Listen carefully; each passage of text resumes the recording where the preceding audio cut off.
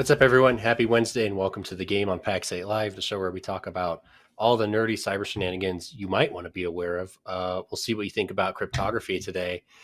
Before we jump in, I do want to disclose this is pre-recorded, so we might not be as active in the comments as normal, but we wanted to make sure we got you a show on Wednesday as promised. Don't forget to like, share, subscribe, comment anyways. We'll come check them out after the fact.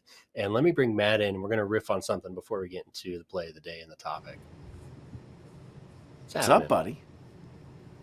Yeah, I know your social security number now. Yeah. Well, it's okay. It was on there a long time ago, but you know. That's true. But yeah, we know everyone's social security number, as it were. I'm being told. Yeah, and also British and Canadian citizens, right? So if you're following the news, what Dom and I are chatting about here is the massive social security number breach discussion of somebody selling, I think it was like, I'm not looking at the article, but it was like 3.5 million or so USD to sell this but this list was the price he was asking. I think it was 3.5 million for this list, and certain excerpts of it have been leaked. But the grander conversation, Dom, that you're probably wanting to have is like, does it matter? Like, are we at a stage now where every social security number has, in fact, been exposed at some point? Maybe I'm being a little hyperbolous, but what are your thoughts, man? I mean, enough of them, right? Like, your social security number being out there shouldn't be the panic it used to be. Do the stuff. Freeze your credit, monitor. Yeah, that's why. I was just saying, why is that, Dom? Yeah. Yeah, like it's already there, and we have mechanisms. And hopefully you're locking your credit, you've got some monitoring service, you're paying for delistings, you're doing things like that, right? Like I'm not sponsored by, but sign up with this affiliate link right down here. No, I tease, but by Aura, but Aura does a great job at that, right? I lock my credit, I have immediate notifications if I am getting something going there, and a lot of those things. It doesn't stop other identity-based frauds directly sometimes. I think there's still some challenges there, but definitely it's one of those things where we know we're at this stage, and if you're already at this point and you're not doing those things that Dom and I are talking about, probably time to do that just at a personal level. I wouldn't even watch the rest of this show.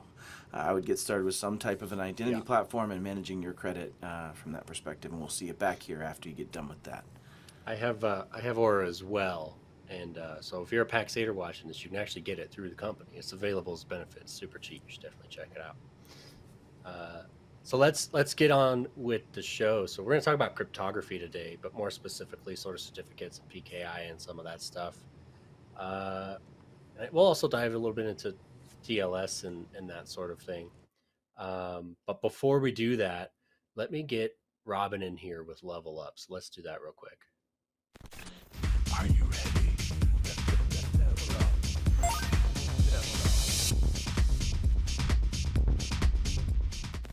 So let's talk about deleting data. ISO 27000 2022 standard has a new control about deleting data when it's no longer needed.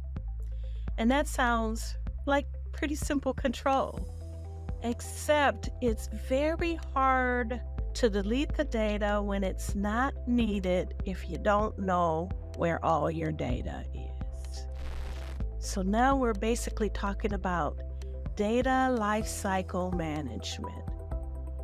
When you bring the data in, do you know where it is? Do you know where it's going? Do you know where it's stored? And do you know when it's time to delete it? And also in there, do you know who has access to it? So data, that is the lifeblood of today's businesses. It's an asset. It's an asset that has to be protected. And part of that protection process means that when I don't need the data anymore, I don't keep it in my ecosystem. Because imagine if every company that you've ever given some very important data to that included like social security number and bank accounts and your children's information, say you did business with them 10, 15 years ago, and they still got that data sitting on their servers and in their SharePoint and in databases, and you haven't been a customer for years. But then there's a breach, and data that they weren't even using has now been compromised. That is a problem. That is a big problem. And it's not only our customers' data and our business data, it's our employees' data. We have to become really aware of how we manage and how we protect data. And because of that, ISO has established new controls for even how we classify it and how we treat it throughout the life cycle. NIST 2 is coming up. It's coming into scope October 18th. It's got whole criteria that requires us to have data classification in the space so that we know how do we classify the data, how do we handle it, and how do we dispose of it. Having a data inventory becomes really, really important. It's not enough to know that you have 20-something systems. You need to know what kind of data is in those systems. It's not enough to say you have confidential data in SharePoint. You need to know exactly what kind of data, where that data is, where it's sitting, and how it's classified and how it's going to be removed when it's no longer needed. So we've got to get really, really, really good at managing data, because it's absolutely impossible to delete data that you don't even know exists. Data lifecycle management. Time to level up. Level up. All right. Well, that was great. You should indeed delete your stuff. Matt, what do you think about data retention and deletion? I think you should keep data forever. I really think that data forever is the way to go. It'd be silly to not. No, I'm just Who kidding. doesn't It's want to get sued for defi- business practices from 30 years ago? I mean, it's great. Yeah, definitely. No, I mean, I think that she's spot on, and the extensibility, I would say, is that, like, you've met that hoarder, right? Like, we've seen the show Yeah. Hoarders, where grandma won't get rid of every newspaper since, like, 1906, and you've seen it. We've seen the horror. Well, this is the same thing in data, right? And if you don't have a specified data destruction timeline, data cradle to grave kind of policy, how data gets created, how data gets destroyed, how data gets consumed and used in that interim, then that's something I would take away as something to tackle right away, for sure. Yeah. I feel like I just keep giving 1000%. people assignments of right now, Dom. Like, I don't know that I know, ever I give know. people time Go to get do it work. done. So it's right now. It's important. Anyways. It's important. If you have it, it's discoverable. Just keep that in mind, right? So that would be my angle with the customer, at least. So let's get into the show. Today we're going to be talking about certificates, TLS, all that kind of fun stuff. We'll talk about how encryption on the internet actually works. So let's just jump right in. PKI is massively important. So we're going to talk about it broadly. We're going to talk about encryption, and then we're going to scope down into authentication, because that's really what we're talking about here. So yeah, we don't know what Bob said to Alice, because we don't know Alice's private key. That's the joke, in case you didn't get it. So Matt, what is TLS? Why do we use TLS? Why does it matter? Transport layer security, if I remember correctly. And it is an enhancement of what would have been HTTPS as its first extensibility. But Dom, you can go into maybe deeper the delineation there. Yeah, it's often misunderstood, because all TLS is a cryptographic suite, right, or protocol that rides on almost anything, if it's TCP or UDP. So it's most famously, obviously, rides on top of HTTP for your secure internet traffic. But, it's also how we encrypt email. It's SRTP for secure VoIP communications. It's DNS over TLS nowadays is an option, right? Or DNS over HTTP over TLS is an option nowadays. So you can sum it up as anything that needs encrypting before transmitting is probably happening with TLS. So it looks a little something like this. So if you have your standard, little packet of network data, it's going somewhere, it's got standard headers, but it's essentially just wrapping some sort of request. So it might be an HTTP GET request packet, and it's wrapping that in TLS. So it's its own protocol that rides on top of whatever you're trying to do. Another thing to note is TLS 3.0, if I remember, was almost instantly blocked by the Great Firewall of China 1.3. because of the, what's that? 1.3. 1.3. Sorry, Yeah, see? Sorry. 1.3. That's why Dom's teaching this class, not Matt. But in TLS 1.3, when it was launched, almost instantly, China said no. And it was because there was request smuggling that was able to be done through TLS by completely wrapping and encapsulating it and then unpacking So that. that's at the other end encrypted and client sending traffic somewhere hello. else. And thus far, it's a massive failure from what's happening in the real world because of some of the DNS pinning that has to happen. So actually, your host name is still readily available to those snooping, but what you do on said host is not. So That's fair. they're working on it. But yeah, you can write on top of anything, and you typically authenticate that with some sort of certificate. So this is the actual certificate from my own website, right? It's pretty straightforward. And at the end of the day, a certificate is just a file, right, with a public key, some information about who the certificate is for, and a signature. That's pretty much it, Yep. right? They're just In a common not format. complicated. In Right. X509, right. Highly portable, and again, the backbone of why we trust the internet. And the entire internet is built on that trust, right? So if we think about back in the day when we used to buy one, now we hopefully just get them issued from Let's Encrypt for free. Whoever you're getting your certificate from has met a set of standards, and then what we call the CA browser form, and Microsoft and Google and others decide, cool, we trust you based on your audited capability to meet these standards, right? So you have an offline root, you have an online subordinate, and then you have an entity or subject that is, in this case, a website, right? So that offline root, and we'll look at this after here in a minute in the demo, but your offline root is actually stored in your operating system in your browsers, and it's explicitly trusted, right? Which is definitely one of the biggest gripes today about PKI is that level of explicit trust.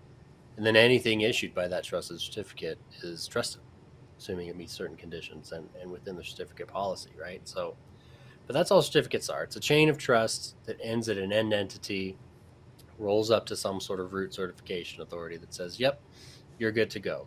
So don't read too much into it. These are really simple. We're not going to spend too much time on it, but we do want to talk about public versus private trust, right? So hopefully you watch this on YouTube because that's where you can be most interactive.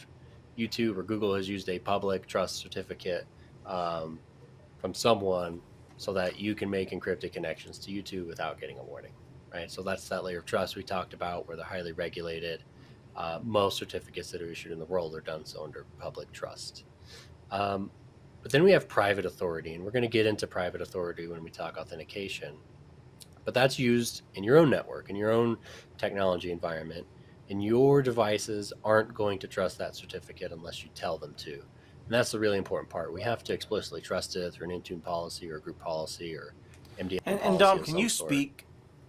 Can you speak on just a second of how that public trust cert actually gets to my end device? It's different from the private trust certificate, just a little bit. Yeah. So, depending on the platform, let's just use Windows. It actually comes in a Windows update. You get a trust root update, right? And it's essentially, and we'll look at it here in a minute, but it's a collection of all the root certification authorities that your device trusts. In this case, Windows is an operating system. Firefox has their own trust store that Mozilla puts out, so it downloads updates, but it's typically after an audit period from the CA browser form, making sure you're following all the rules, which you could certainly, it's easy to research, but it's things like offline roots, secure key management, domain and entity validation requirements, and all that fun stuff. After all that's been proven, they essentially appeal to Microsoft and Google and Apple and them and say, hey, we'd like you to trust our certificate. Here's our audit. And assuming all that goes well, you become trusted. And with the next update, you're trusted. This is why it took Let's Encrypt so long to get off the ground, right? They had to establish that trust, which they did first through a cross sign, but now they have their own trust root anchors. Awesome. And that's one of the principal delineations. The mechanism is still functionally the same. The difference being where that trust gets originated and coordinated from. Is that a fair statement between the two? Yeah, exactly. In private authority, I'm the administrator. If I tell you to trust it, you trust it, right? Right. That's Exactly. the end all be all Exactly. private trust. But not everyone trusts it. And that's the key difference, right? Your device won't trust my CA unless I give it to you and you decide to trust it. Correct. So that's hugely important. Okay, certificates, TLS, that's all fun. I had to be a little salacious, and I just want to say asymmetric encryption sucks at scale. And this is something, just anytime I have an encryption conversation, particularly with TLS, it comes up. So let's talk about it. It's slow. It's really, really slow. RSA math is really big math. ECC is a little faster, but now you're limited in how many bits you can encrypt in a round. And it uses a long-term key. So if we think about actually moving large amounts of data, it's awful. So authentication is typically what asymmetric encryption is used for, whether that's through signature or some other mechanism. Or we'll talk about other uses in a minute. If you think about PGP, it uses key pairs. But typically speaking, asymmetric is either encrypting a key to an symmetric protocol, or it's just being used for authentication and key exchange, which is probably going to be AES. So let's see what this actually looks like. So this is a TCP connection, right? If you're familiar, you got your SYN, your SYNAC, and your ACK. That's all great. That happens. And then we do something called a client hello. And Matt, this is what you were talking about, because today this happens in the clear, right? So you're basically saying, hey, 1.2.3.4, I'd like to talk to cybermattlee.com over TLS, right? And the server needs to know it's cybermattlee.com so that it knows which host to look into and what certificate to send you and that sort of thing. Right. Today, that's not encrypted because there's no key that has been negotiated to encrypt that. So ECH is working on the solve for that, or encrypted client hello. But I go to the server and I say, hey, let's talk encrypted. Server's essentially going to say, here's a certificate. So that's the authentication. It proves my identity. That certificate is issued to cybermattlee.com, and I trust that trust anchor so I can verify that identity. And here's the different ways you can talk to me in an encrypted fashion, which comes in, different varying flavors of AES and hashing. And, you might even see Cha-Cha out there, or some of the post-quantum algorithms now coming into play. So that happens. Your machine is going to look at the list of what the server can do and say, let's use this. So I just picked one out of thin air. This is 256-bit ATS and Galois. I've never been able to pronounce it, counter mode. And you're going to pass back a public number, which we'll get to in a second. And then server's going to do some fancy math. And what actually happens is, now that we have the TLS connection, and HTTP requests can happen, but there's only so much room here, is going to send back some ciphertext. The connection is now encrypted with AES 256 and a shared key, which means I have to do fancy math, and then I get to decode the message. Matt likes pink pants. So that's it in a nutshell, right? True story. We've done some sort of exchange of information and come to a shared symmetric key that we're going to use to establish AES. And this process is called Diffie-Hellman, right? Which is just fancy math, right? If you've ever done modular arithmetic, I can't do modular arithmetic, but I can tell you why we do it. There's some math on the screen, right, Matt? So these two numbers in the middle is what we call our public parameters. And then Alice has A and Bob has B, and those are secrets. We never share those secrets, right? And then we do apply said fancy math, and you can apply an inverse operation and get to the same number. So that's all that's happening, right? Now it's happening with much bigger numbers than 4, 3, and 23, but you kind of get the point. But at the end of the day, you come up with a combined key that is the same, that has been created vis-a-vis the keys that were created in their fancy math, right? Like, essentially is what you're coming out to, is a combined usable key. And that's what makes this different in being symmetric, correct, Dom? Is that we're now encrypting and decrypting, not maybe you're summative. We're now decrypting with the same set of keys, correct, is the best way to say it.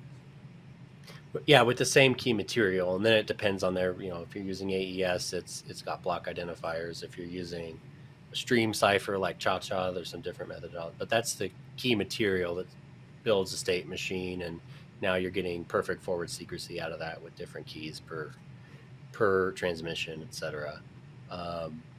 If you really wanted to get deep on this, because I am not the guy to walk you through Diffie-Hellman, Computer File has a whole thing where they actually did it from scratch. They made a Diffie-Hellman key exchange. Nice. But essentially, this just relies on two things. One, math is hard, right? Especially with very large prime numbers. In fact, it's essentially impossible to go backwards. And it relies on the idea that an inverse operation is possible.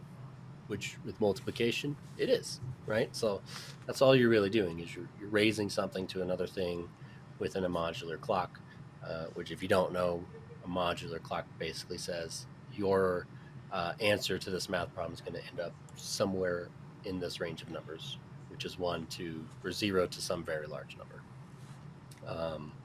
So it's actually pretty cool, right? Like Diffie-Hellman, as this was actually created, there's some smart, mathematician stuff happening here. So let's talk about that authentication layer. So we've encrypted it, but how did we know, how do we know that certificate's good to go? And this also matters for user authentication. So we'll bring Bob and Alice back, and we talked about certificates, right? So Alice is going to say, I want to talk privately, but I also need to know I'm actually talking to Bob's server, right? So Bob sends the certificate back, and this is where the certificate authority comes in, right? They're going to publish a list of certificates they've revoked for some reason or another, whether that be a key compromise or violation of terms or some other thing where they no longer are willing to vouch for that trust. So Alice is going to take that certificate and hit up Let's Encrypt and say, hey, Bob sent me this certificate. The host name matches. It's not expired. Public key checks out.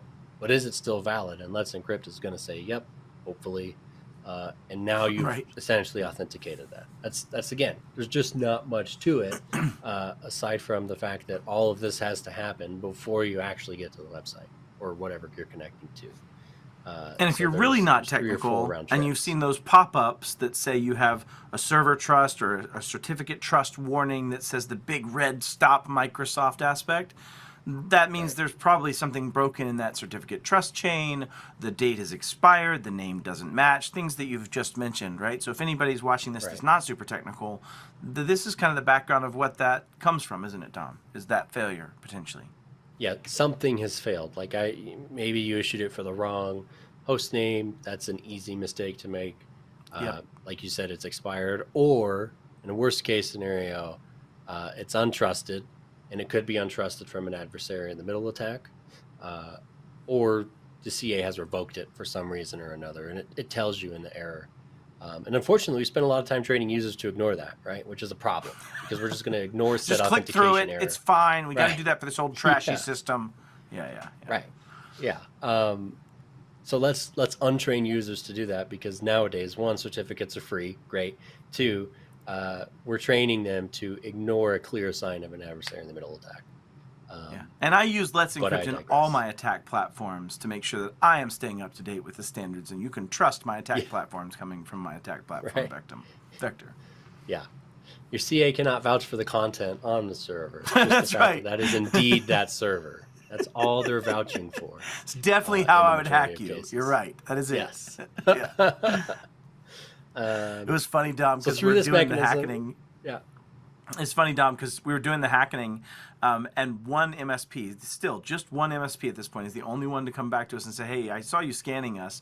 And in fact, she actually responded with 419, I'm a teapot, for 100,000 times to our scans, which was delicious. But it was funny because that's how she knew it was us. Is she goes, Matt, I saw the certificate that you're using. It's howIwouldHackYou.com. This is obviously coming from you. I'm like, yes, you're right. So anyway, certificates can give away who you are sometimes. Inversely, yes. Anecdotal. Yeah. Having been verified through some accepted means as well. So we'll talk about that because certificates can verify a lot. So let's move into authentication. So what we just did was one-way authentication, right? My browser made sure that was cybermattlee.com. Let's Encrypt vouched for it. Great, let's talk.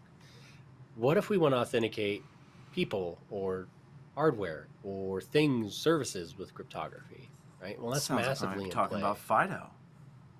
We are going to be talking about FIDO.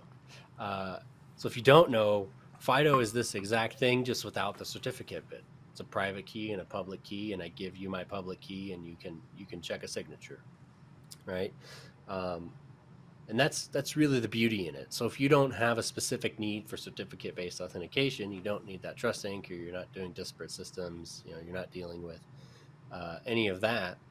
You can just use FIDO. And on a FIDO key, you see I have my red key. That's my private key. It stays on that FIDO key.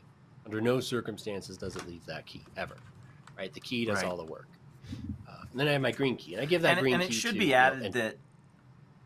And it should be added that in most cases it's physically, like it's on the hardware on this chip, set to self-destruct. If I type it in with the pin a number of times wrong, it could destroy that red key that lives on here, right? The other thing that Dom, is starting to happen is you're starting to see FIDO be used where it's not on this physical chip, but it might be on this physical chip on the TPM that lives on this, as well as other methodologies, right, in that kind of chain. So just wanted to speak towards that it might look like this, but it might also start to look like a cell phone and other things that we're seeing. So. Right. But in any case, it never leaves, right? And in the modern FIDO specs, you're actually now getting a public key per service, or per relying party, we call it. Yeah. But the random number generation happens on whatever device you're using, right? Which is, we're not getting into randomness today. We could do a whole episode on randomness and how hard it is to be random. But nonetheless, numbers are generated and stored there. So when I want to sign in, I say, hey, Dom, and I'm using FIDO. That secret never leaves, remember, right? So that server is going to generate a nonce that is hopefully much more significantly challenging than 1, 2, 3, 4. But we call that a number used once, right? And it is just data. And I'm going to now sign that data with my private key, which means I'm going to hash and encrypt a hash and send that back. And I essentially decrypt the hash. If it checks out, that's you. So that's what I'm going to do. I'm going to send that signature back, right? The server's going to receive it. It's going to take my public key, decrypt that hash, right? So if we typically encrypt with a public key to decrypt with a private key, a digital signature is just backwards. So anyone can decrypt it with the public key. So no confidentiality, but a lot of integrity, right? And then it's going to check it. If everything checks out, it's going to give you a token. That's literally it, right? So it's great. It's easy. It's simple. I can go into Entra and delete that FIDO key if there's a problem with it. But there's no concept of central revocability, right? So that's really a big benefit of certificates. And we'll get there in a second. Other uses. So if you use SSH key pairs. I don't want to miss that though, Dom. Hold on just a sec. There's no concept of revocability centrally of the actual issuing asset, right? When you think about that in that public key infrastructure, you could just burn it from the trust perspective, right? It's checking back to Let's Encrypt, and Let's Encrypt says, no, that one's not valid anymore. Even though it checks out, it's not valid, right? And in this case, it's just going to check out. Like, as long as I physically still possess it and you still consider that to be a viable, functional cryptographic means of proving my identity, then it's always going to be that. And you can't just say, I'm going to burn it somewhere else. You can burn your trust of it locally, right, of that particular credential, but not necessarily the credential itself is what you're saying, right, Dom? Am I understanding that correctly? Yeah, I can't say that this YubiKey is compromised, right? I can tell Entra not to trust it, and then I can go tell whoever Okta not to trust it, right? But I can't do that from one spot, and that's what trust anchors really enable. So some other examples, you have SSH and an SSH key pair. So Matt, you have a private key saved somewhere that you use to sign a challenge, and it gets presented to a Linux server to log into it, right? Can be done with certificates as well, by the way, but for the sake of keeping it simple, it's just an RSA or elliptic curve key pair, right?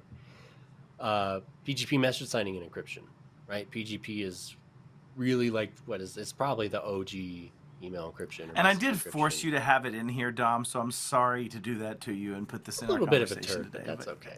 It's okay. Yeah. It is still widely Thanks used for saying that when I'm about to serve on a frameworks. board with one of its creators, Dom, so that makes me feel really good as I walk into that conversation. Thanks. I hope they don't watch this show. It was number one back in the day. It's okay. It was. And then mutual TLS, and that's what we're really going to talk about, because MTLS is just authentication done with certificates, right?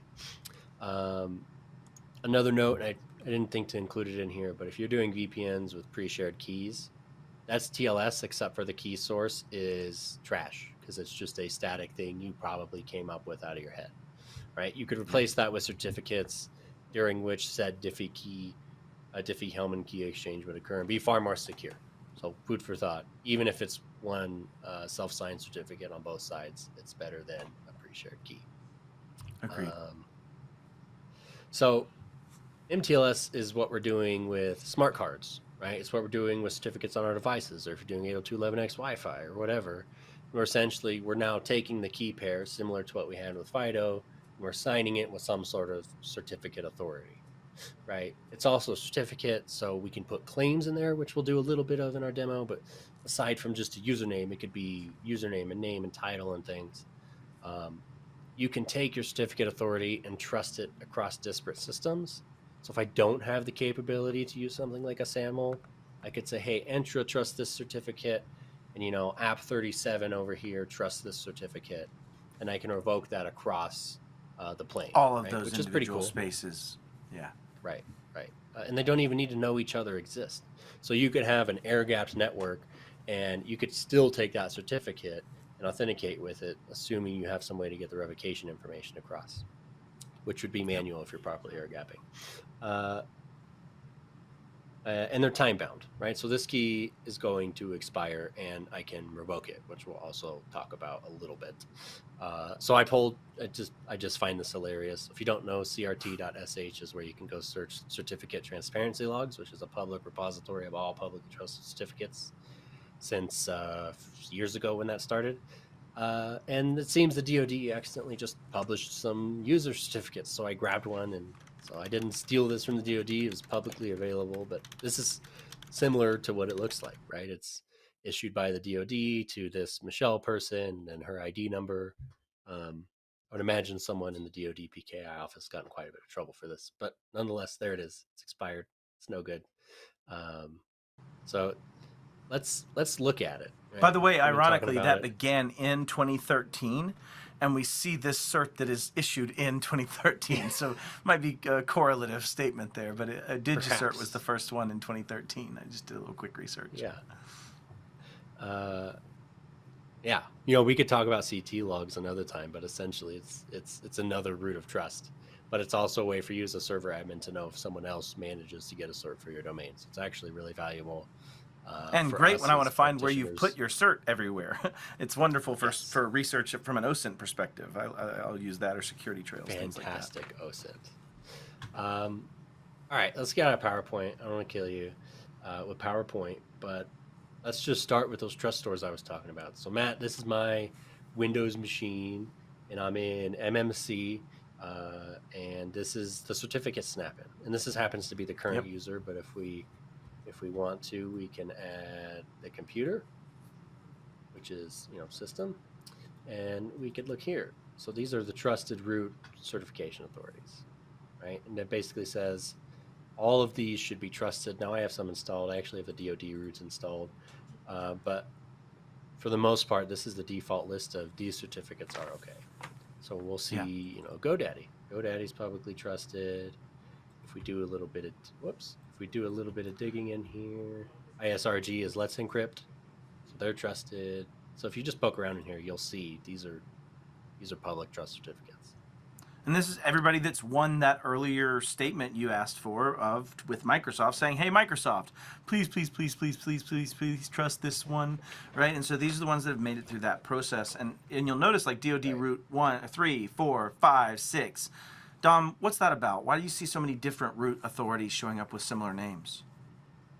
Well, that's a good question. And there's different approaches. So here's Entrust. They have a G2, right? That's generation 2. It has to do with expiry. So like any certificate, CAs are time bound. They're not actually committed by the RFC to honor the time bounding, but most operating systems do. So it depends, right? So DoD just issues out. You'll see these all have different. Yeah, if you look, they're like in expiration 10-year dates moving cohorts, right? progressively. Yeah, exactly. They just have Um, multiple different cohorts of dates. So But also, if you look at this, so for Let's Encrypt, X1 is RSA, X2 is elliptic curve. So there's different approaches, right? But typically it's just a new generation. Microsoft likes to use the year it was cut. Starfield does G. So there's just different ways of going about it. But typically one organization, there's one, I think it's not. Whatever. There's one that they issued like a 50-year cert and still trusted, which I don't recommend. And then you have those intermediate certificate authorities we're talking about, right?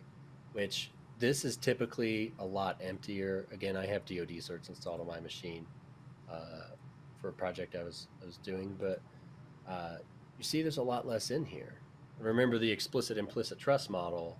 So every intermediate issued by GoDaddy is already trusted because it was issued by that trusted root. So we don't necessarily need to store all those unless we, for some reason, are working with a system where we don't get the intermediary, which tends to happen on internal systems. And that would be things like DoD, offline authentication, things of that nature, right, for that purpose. Right. Yeah. Right. And then we can go to personal certificates. So I have a few. I have an EFS certificate for Windows. If you use Entra or Windows Hello for Business, you're going to see a certificate that looks like this. It's got a SID and a GUID and things. That's actually Windows Hello. That is the certificate bound to your Windows Hello authentication, and the private key and the TPM is in there. So you see it's got some representation of my Pax8 Entra ID in there, which that's not a sensitive number, by the way, or we wouldn't be sharing it. It's just an ID. So that's certificates, right? You'll see these little key icons. This means I have a private key. So what we're going to do, Matt, is we're going to just whip up a user certificate, right? Easy peasy. Nice. So if you're going to do this in the real world, you're probably going to want to look into a PKI as a service, or you have Active Directory and you're going to use ADCS. This is a program called EJBCA. It's free and open source. It lets you whip up various different PKI-like functions. So this is just for the sake of demonstration, and this is the lab I've been practicing my PKI with. But before we do that, let's get into intro real quick and get these settings cooking so that Microsoft And that service settings, that you're playing with, Dom, the free and open source service, is more like an actual PKI as a service emulation, or are you having to just basically cart the keys around yourself and make it more like a manual, it's private key it's authority? actually it's enterprise grade software. So this is the community edition. It's a little simpler, but it's a containerized application, which is great. It's easy to stand up. In my case, I'm using soft tokens, but it'll also interact with HSMs if you want to get fancy. Nice. Ideally, your root would be HSM bound. It'll do Azure Key Vault. It's actually HSM, great if I remember dealing with correctly, is it. hardware security module. If I remember, it's a. Yeah. I looked into the pricing Far once. fancier It was version going to of be your TPM. $300,000 a year for me to use a It's a pretty large good deal. scale PKI service at that time. This was like 2017 or something. But yeah, That's not bad. HSMs That's a weren't good- cheap. Yeah. It's about $70,000 to buy one off the rack. Last I looked. So I did not buy one for purposes of this demo. Man, you didn't get PAX8 to swing for that budget, Dom? That's Yeah, crazy. I could have got that done. That was not approved. I'll take it over Rex. All right, so let's get into intro real quick, and let's get some settings cooking before we issue a certificate. So this is everyone's favorite portal, the Entra portal, and conveniently enough, if we click Show More, and then we expand Identity Security Score, and then buried in here is Certificate Authorities. Your Microsoft, please make that easier. But you'll see I've imported a root CA here. And it's super simple. All it is this is the CA, right? So ours is called the game root CA. Here's where to go get a certificate revocation list, which we'll show off in a minute. And Which then is when does that it expire? infrastructure you stood up, that containerized application that we're talking about here. Yep. Yep. Exactly. So that I already uploaded because they take a real long time to actually apply. We were going to do an intermediate CA on the show, but ironically it failed. So we're just rolling against standards here. That's okay. And then we're going to go into authentication methods, and we're going to pull up certificate based. And I have it enabled on all users because this is a lab. But essentially, we can start to dictate how this works. So for example, we can take a rule, and I actually already have a rule. It says anything issued by the game root CA is a multi-factor cert. Now that might not be the case for you, right? You might have a CA that issues single and multi-factor certs. And the difference between that might be a cert that just lives on my phone versus a cert that lives on a smart card or a YubiKeys smart card functionality, right? And is this you just pre-stating to Microsoft which type of authentication has had to happen to get to this level of certification so that it shows the auth strength? Or is this, I just genuinely don't know the answer. It's basically saying, if a certificate is matched and presented, signed by the game root CA, then this is multi-factor auth. That's what I thought. Right. Yeah. I So you're can also telling add what's the called- system that this strength is now higher because of that. That is kind of the point. Yeah. Yes. Yep. Yep. Okay. I can also break it down by policy OIDs, which we won't really dive much into, but it's a big old number that basically tied to a policy. So you could have one CA that issues, 1.2.3.4.1 for single factor and .2 for multi-factor, and then you can start to cut different levels of assurance. So I did cheat. I did this for the show because it just takes a while. And then by default, we're going to bind to a principal name, and that's how we're going to look up the user. So that's the important bit as well. So coming back into our CA, you'll see I have the game root CA here. We can take a stab at it. It's super simple, right? It's got an RSA key. It's, self-signed. It's the game root CA for the game at PAX 8 Live, right? Super simple stuff here. But if we kind of move along and we start to look at what we call certificate profiles, I've built the game user here. We can start to, and again, there's equivalents to this in ADCS and other services. We're basically saying, hey, give this person an RSA key. It's 2048 bits long. Give them a 2-year certificate. And then importantly, we have to say what a certificate is used for, right? It can't just be used for anything. So this one we're saying is client authentication, email protection. So we could use it for SMIME. But also important here is this MS Smart Card login usage, right? Or log on usage rather, which basically says, hey, this can be a smart card certificate if it needs to be. So that's, So again, theoretically, that's really all I we're could putting use it on a YubiKey to sign into a machine or something of that nature, is the point. Yep. Yep, exactly, yeah. Or a CAT card, plastic smart card if you're Are there rolling that way. disadvantages of issuing more types of uses per this other than scope creep and scope capability creep type stuff? Yes and no. So like typically, well, one, internal PKI for email signing would be kind of pointless unless it's only internal email, right? Because no one trusts it. So a lot of times you'll break out like client authentication versus your SMIME and email certificates, right? Yep. Client authentication and smart card logon are almost the same thing. It's worth noting. Like client authentication implies it's loaded on a device. Smart card authentication implies the private key was generated on a smart card, essentially.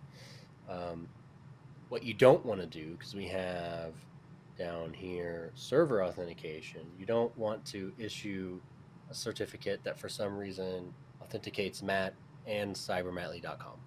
So it's now your TLS server. I'm God mode with it.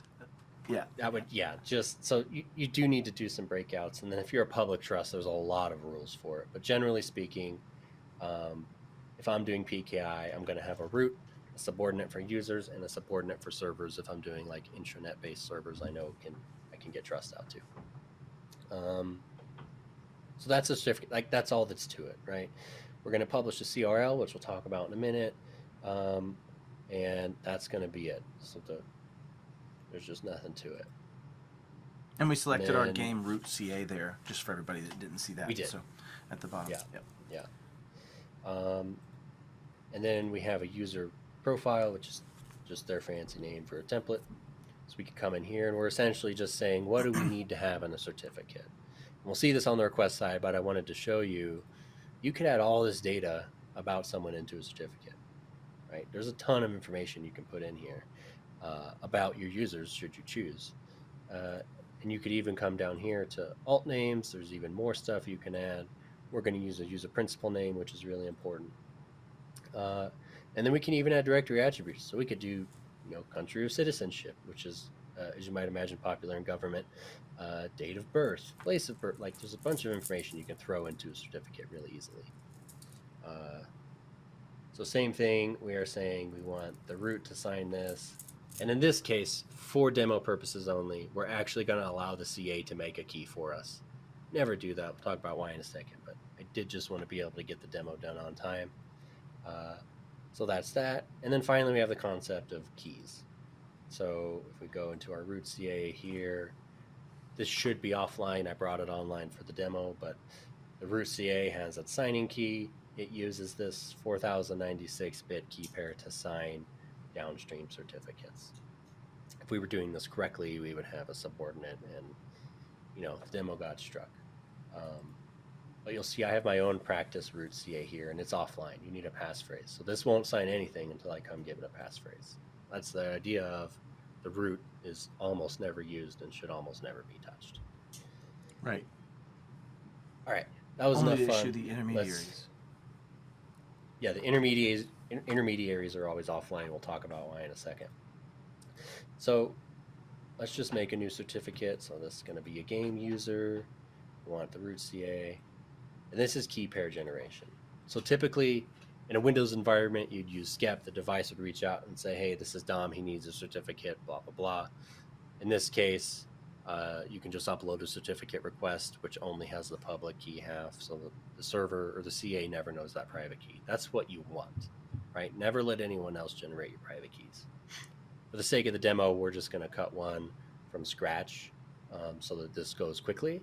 But we're essentially going to say, okay, we want an email address to be in the distinguished name. That's easy enough. We're going to give it a common name. Now, a common name doesn't have to be your username. So I could issue this to myself, and then I could put in my first and last name. I covered this because you could issue it to a display name and use legal names here if you wanted to. It depends on what the relying party is and what data you want to pass in a certificate, right? You could do a job title. Call myself the chief cryptography officer. And then we need to use a principal name, which needs to be that person's username, right? Or it's not going to match up. Which may not always be their email address, right? It might be the UPN Correct. That's different as a TLD than their email address, but it is the UPN we're looking for here. Right. And then this is just part of this particular platform, so it just needs some information about the person, so we'll give it that. And it'll tell us what we're about to do. So we're about to get a certificate for this human. This is your distinguished name. If you're familiar with LDAP, it's very similar. Wherein my common name is Dom Kirby, you know, my first name is Dom, etc. It's going to be issued by the root CA. It's going to have these alternative names. It's going to be good for 2 years. So we'll wrap that process up very quickly. And then we will come retrieve that certificate. So you'll notice I just downloaded a file. This is what we call a P12. Make this a little bigger for you. So this P12 file has the certificate I just asked for, the public and the private key. So again, this is not typically how you would transport this. If you generated it on device, it would be on Danger, device. Will Robinson. Danger. Danger, danger, yeah. But we can look real quick. So here's our root CA. If we open this up, this root CA is not trusted, right? So Windows isn't going to trust this. And then I did make an intermediate, although it wouldn't upload, so I'll just show you. Here we have the issuing CA issued by the root CA. So you can and should have multi-levels of CA on a day the portal is collaborating with you. So let's import this thing. So we're going to, this is a simple wizard. Again, hopefully you're doing this on a cryptographic device of some sort. I'm going to decrypt that key. I'm going to say put the certs where they need to be. It's going to give me a warning because I'm about to trust the game, right? That's it. So we've installed that cert. So let's go make sure we got it. So now I have this certificate in my personal store. This is issued to me by the game. If we go look at the subject field, there's my email, my display name, my real name, title, all that stuff I just gave the CA to issue me a cert for. And then here's my public key, etc. And if I come here, it says I have a private key that corresponds to this certificate, right? Easy enough so far? Pretty much. And now I would imagine we're going to present that certificate somewhere to prove that we are us. Right. Well, and the other thing we did is We brought in because it was part of that bundle of certificates, we now trust the game root CA. Yep. So again, typically you'd push this trust out through like Intune, but because we did a bundle, 100%. itself put it in trusted roots. All right, let's see if all those settings applied. So we'll go to Firefox here. We'll just get ourselves in a private window. Let's see what happens. So you always have to give your username first. Them's the rules. And then we can look at, now this particular tenant has everything under the sun for authentication. So it might just say use a certificate, which is even more convenient for users. Here goes nothing. This is, nope. This one. So here's my certificate. I'm going to send this, and it's going to work on the first try. Look at that. So then you authenticate your certificate. Then we're in. Now the cool thing is I could take this particular root certificate and go throw it in Active Directory in the trust store and say, hey, trust this to authenticate users based on their principal name. And now I have on-prem authentication with that same certificate. I could give it to some other service that accepts certificates and say, hey, disconnected systems, right? Right? Disconnected systems with similar UPNs from that perspective. And then the last piece, we talked about that revocability, right? So, and Dom, can you also bring that certificate in line in one of these, in PIV models, things like that as well, smart card, where you actually possess it here, not in the machine? You can actually generate the key on the YubiKey so that it truly never left it. So you can import private keys, but the better option is to generate there. What I was trying to hit. Awesome. So then finally, revocability. So let's just say something has gone horribly wrong.